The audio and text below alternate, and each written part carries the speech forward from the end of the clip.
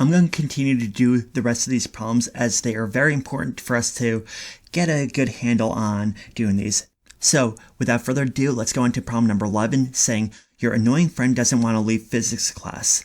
You apply a 500 Newton force to drag him to launch to the right with a coefficient of friction of 0.3. Okay, so let's draw our free body diagram. Okay, so this is our annoying friend, this is us, we're pulling him, and we're pulling him to the right. I believe it says that. Yeah, it says that we're pulling him to the right. So, well, first of all, what are the forces acting on the object? So, downwards force, what do we have here?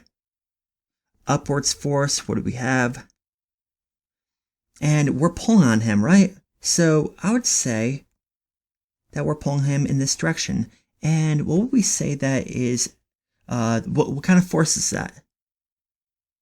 That is our applied force to the right. And what about to the left? Do we have any sort of forces acting to the left? Hopefully you're saying to yourself, hey, you know what? There's a opposing force acting to the left of friction. And is it kinetic friction or is it static friction? Well, the object's in motion, right? So that being the case, we know that we're dealing with kinetic friction. Okay, and that's our free body diagram. So, what does this 500 Newton force represent? Well, you apply a 500 Newton force to drag him. Okay, so hopefully you're saying to yourself, hey, you know what, that sounds like the applied force. Drag him to the right. And what does this 0.3 represent? 0.3 represent? Well, that's our coefficient of friction. Okay, so our coefficient of friction, hey, you know what, we haven't really discussed this yet, but this right here, this is a Greek letter called mu, and that's how it's pronounced, and this is what's called our coefficient of friction.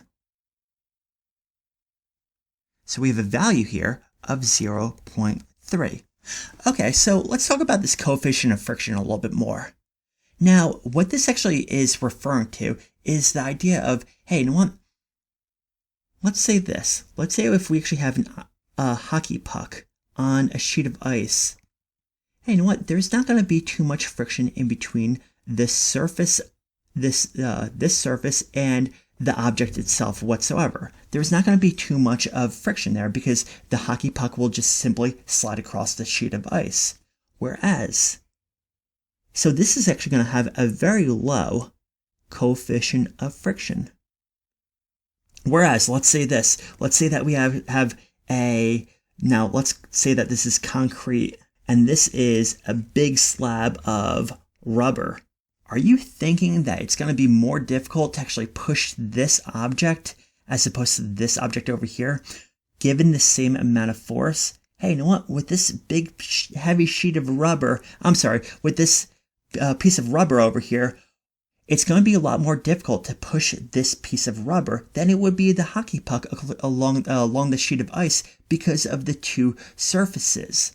And this is actually going to have a very high coefficient of friction.